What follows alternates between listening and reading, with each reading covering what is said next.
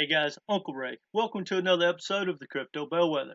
I don't always tell you what you want to hear, but I tell you what you need to hear to make an informed decision.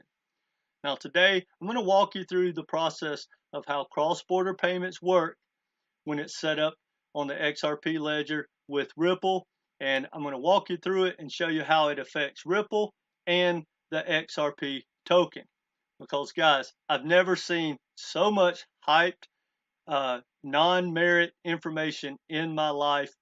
It's kind of disappointing because I do a lot of research and I like to learn, and there's just so much BS out there. I can't even finish most of the podcasts that I'm trying to listen to because I know the truth, and I'm going to share that with you on this video.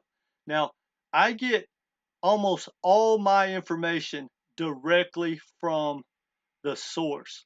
I either get it from David Schwartz, which I've literally probably spent, 200-300 hours reading his post on Reddit and Quora for like 7 years going back. It's a wealth of information. David Garlinghouse, if he puts something out, I've probably read it. I also get the information when they do like press releases or from their website. The website tells you the majority of what you really need to do to know as far as understanding like ODL and cross-border payments or CBDCs. Now, what we're going to do is go through this cross-border payments, and I'm going to show you how it works, how it's set up, and how it affects Ripple and the XRP token, and you can just figure out what that means by yourself, because this is not financial advice. I just want to give you good, solid information so you understand the setup of how Ripple operates and what their goals are. And then you can figure out probably what's fluff, what's going to pump the token in the future, or what's not. Now, don't get me wrong, guys. This is not meant in any way, shape, or form to be a negative video. I own XRP. I'm bullish on XRP, and I plan on, personally selling into the pump after the court case announcement. Now, whether that's the same day, a week later, 2 months later, I don't know. I'll play it by ear. But I just want everyone to understand how everything is set up so we can cut through the fluff.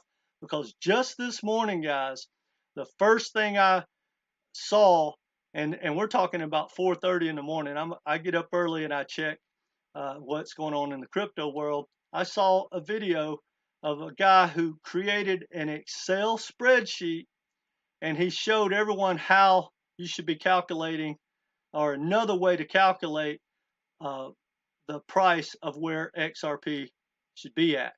And that thing probably already has 100,000 people that have viewed it. And it's 100% made up with zero merit, and it started at the price should roughly be $17 already, and it went up to like $50. I really couldn't finish watching it because there's just no merit there.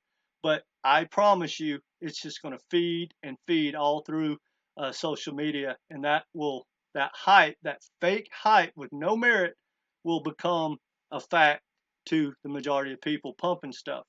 I saw a video about how the Fed is talking about a buyback again. No merit.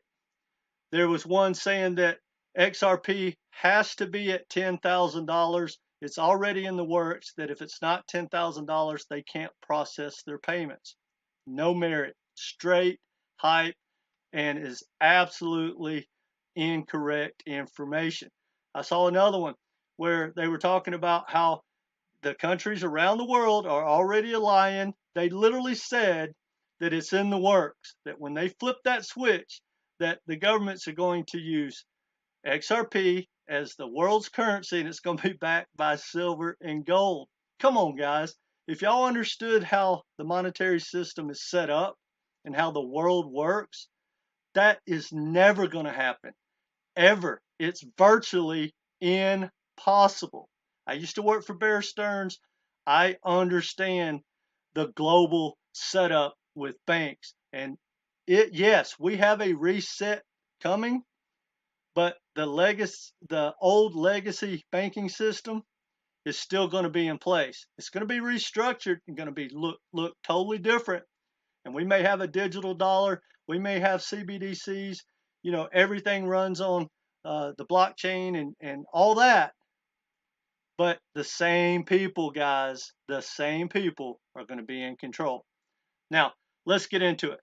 I would highly recommend going to ripple.com, check everything out. There's a wealth of information. And, you know, you can see all the companies on there. And not to get into that, but guys, all these companies that are on there, there's no company on this screen that I'm aware of that actually owns XRP. There's no reason for any corporation or any bank to ever own XRP. Don't take my word for it. I'm going to prove it to you in Ripple's video. So bear with me. But guys, I highly recommend, because I'm going to make this short, but I highly recommend go down, click on this cross-border payments, click on the crypto liquidity, the CBDCs. There's video, there's information that backs up everything I'm talking about. But like I said, today we're going to talk about cross-border payments. Now I'm going to show you just a little bit of this clip, but here's what it's telling you, and then you can listen to verify what I'm saying. Cross-border payments are basically, in a nutshell, when they want to set those up, they set up an account with Ripple. The cool thing about it, guys, it's just one phone call and they do everything for you. They give you the credit. They give you everything you need. They set up an account with their escrow money, and that's the money that gets used. No one's going to buy XRP. They've got, what, 51 billion, 52 billion tokens in escrow to use. And the beautiful thing about Ripple's setup with like ODL and cross-border payments is they use that escrow account to make money like 3, 4, 5 different ways, and it's probably just going to increase over time. So, you know, so what happens is they set up the account, they do their transactions, and during that time, basically, they contact, well, they don't contact, you know, it's all computerized through the XRP Ledger. They get a price of what that's going to cost them. They can mark that up whatever they want, right? It gets processed in like 3 seconds. And then at the end of the week, like 3 days later, they literally get a bill from Ripple. All the profits, 100%, go to Ripple. There's no reason for anyone to buy the token. It is not set up to make the XRP token pump. If we make money, it's indirectly. Now think about it, guys. They're a corporation. They did not create any of this to make me and you wealthy. Now, again, understand what I'm saying. I am bullish XRP. XRP has a lot of different reasons to do well. But for it to run to $5, $10, $100, $10,000, $50,000, guys, that has no merit. And in my opinion, I do believe it's going to go to $5 or $10 probably in the next bull run. It could go a little higher than that. It will not stay there. Again, not financial advice, and that's just my opinion. But there is nothing, guys, to justify these crazy numbers. And if you don't believe me, just listen to this, and hopefully you understand what they're telling you. Ripple's payment solution uses XRP to bridge fiat currencies, eliminate pre-funding, and makes payment terms visible, which supports our partners' compliance efforts. And we offer affordable line of credit options that enable capital agility and rapid scaling. When you are ready to scale to new corridors, our network provides you access to premier receivers in key markets that you can start transacting with in as little as 4 weeks. Here's how a Ripple payment works. The sending institution requests a fiat-to-fiat quote on pricing and foreign exchange, or FX. The sender receives and approves a quote with pre-negotiated FX margin from the receiver. The sender submits the payment instructions. The sender debits funds from a digital asset wallet funded by Ripple with XRP and transfers funds to the receiver in less than 3 seconds. The receiver immediately pays out the end beneficiary in fiat according to the payment instructions. In parallel, the receiver converts XRP to fiat. The sending institution is invoiced at the start of the following business week, post-transaction. The benefits are clear. Payments in seconds with low... So guys, hopefully you understood that. If you don't, please rewind it until it makes sense. But everything I just told you is exactly just a repeat, probably not as efficient or as correct as how they put it. But basically, they do pre-funding for you. You don't have to go into the market and buy XRP. Now, that was how they had planned it like 5 years ago. And they realized the banks wanted nothing to do with that. Neither did the corporations. And the reason being is, no matter how much you're saving for those payments, it's a volatile asset. And no corporation or bank wants something that's going to go up and down hard that they can't plan for. So think about it. If you have to have, say, $50 million worth of XRP in escrow and it falls, you may never get that money back, ever. You could lose millions and millions and millions of dollars like in a weekend. And that's never going to happen.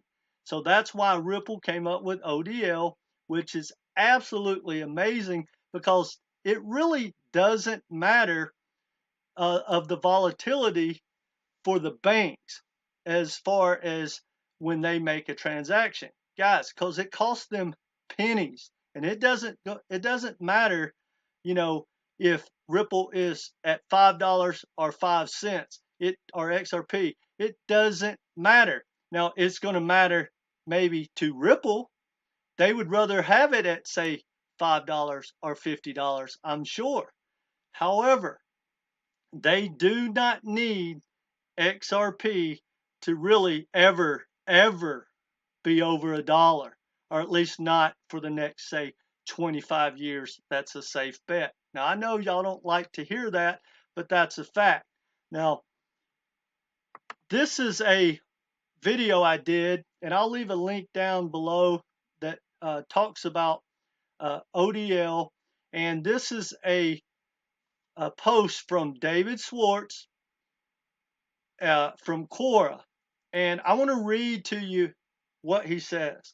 Now, he was talking about the banks buying XRP and putting in their account before, because this article is like 4 or 5 years old.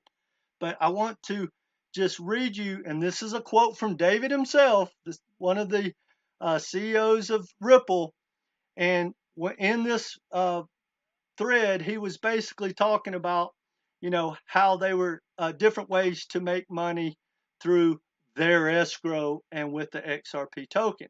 And here's what the last sentence says. It says, after all, the reason we're doing this is to increase the demand for XRP, to increase the value we can extract from our stash of XRP. So do you get that, guys?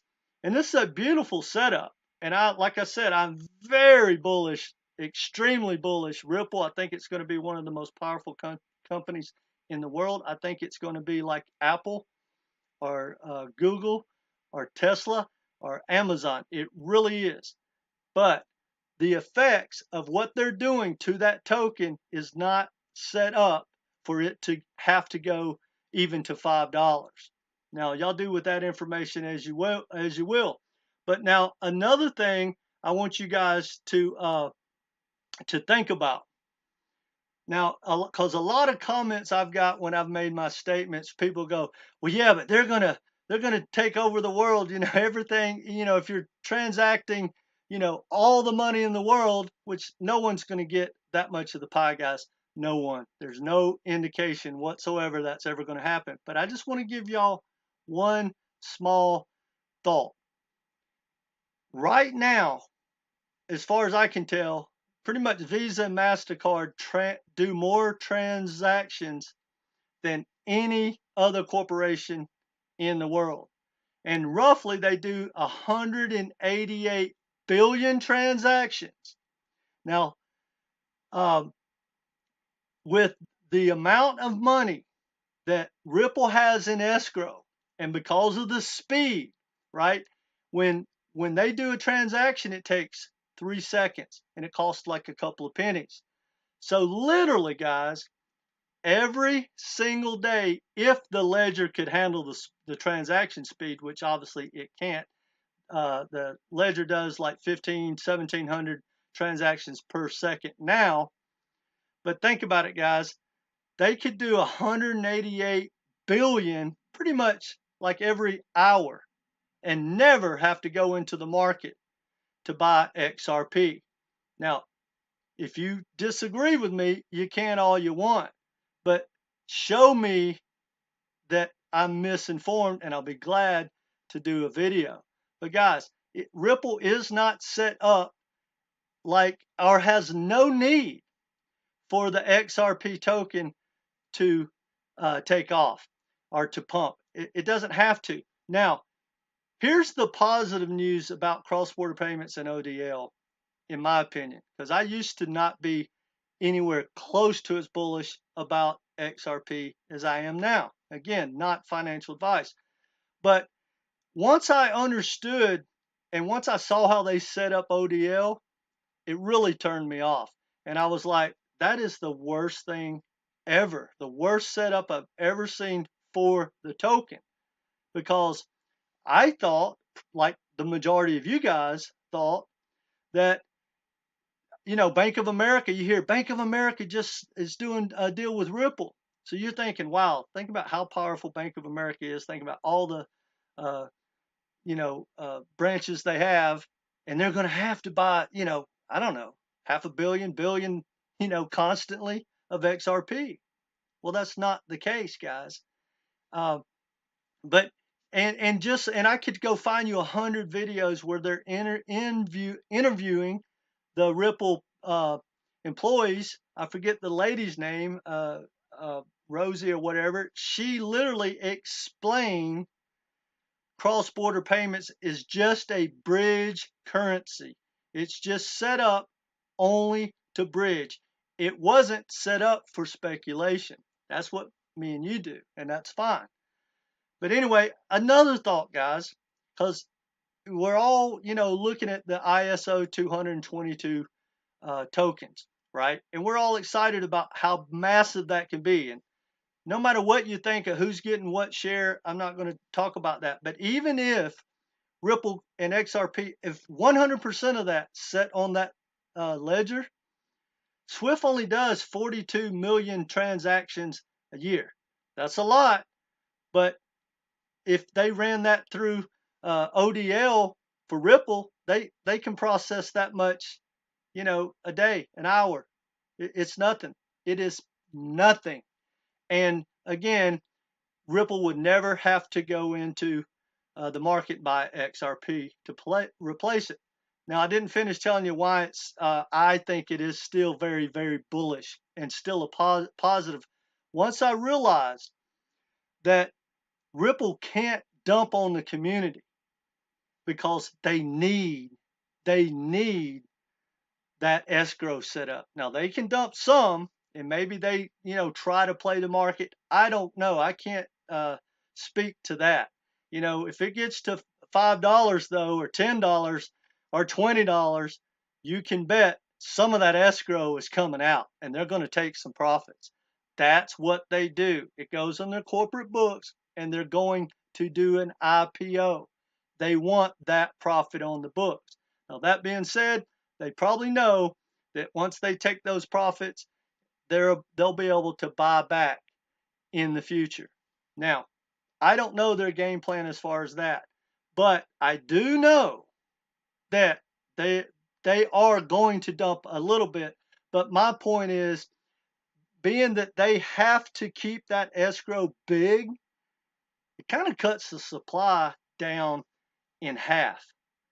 That is extremely bullish to me, because literally, most people calculate where XRP should be. They use, the full supply. Well, if you kind of cut that supply in half and you can't get dumped on for the most part, you can a little, that's pretty bullish. Anyway, guys, if you disagree with anything I said, please let me know and back it up with some merit, and I'll be glad to inform everyone that I was incorrect, because I want everyone to do, well. I am so excited to be in crypto. I love everything about it. It is the future, and there's a lot of money to be made. The reason I make these videos and I go against the grain is I know how things work from doing my homework. And anything that I tell you is speculation, or my opinion, you can figure that out. But there's no uncertainty of how cross-border payments work with the XRP Ledger. And if they get every transaction that's going to happen in the next 10 years, it's going to go to Ripple's bottom line, guys. That's why that is a world beating setup. It's a world beater corporation. And quite frankly, that's why they are in the position they are with the SEC. The banking sector did not like that. It's way too much power.